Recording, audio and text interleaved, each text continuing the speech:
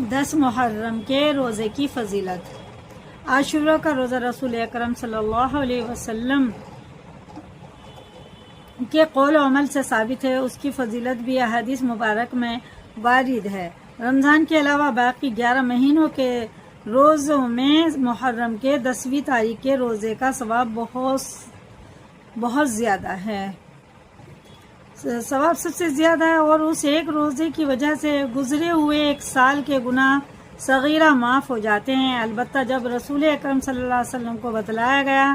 کہ یہود شکرانے کے طور پر عاشورہ کا روزہ رکھتے ہیں، تو رسول اکرم صلی اللہ علیہ وسلم نے آئندہ سال عاشورہ کے روزے کے ساتھ 9 محرم کو بھی روزہ رکھنے کی خواہش کا اظہار فرمایا تھا، جس کی بنا پر فقہاء کرام نے عاشورہ کے ساتھ 9 محرم کے روزے کو مستحب قرار دیا ہے، اور مشابہت یہود کی بنا پر صرف عاشورہ کا روزہ رکھنے کو مکروہ تنزیہ قرار دیا ہے۔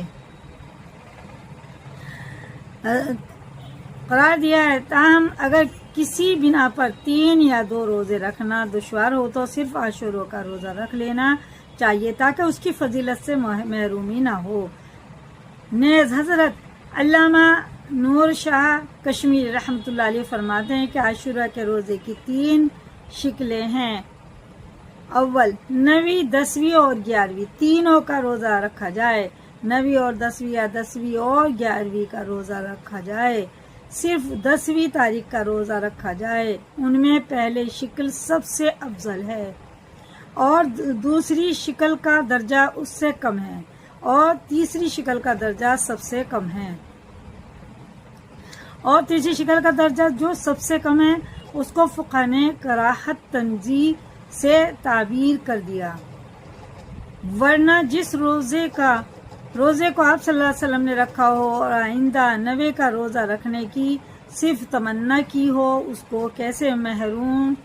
مکروہ کہا جا سکتا ہے؟ محرم کا پورا مہینہ ہی قابل احترام اور عظمت والا مہینہ ہے۔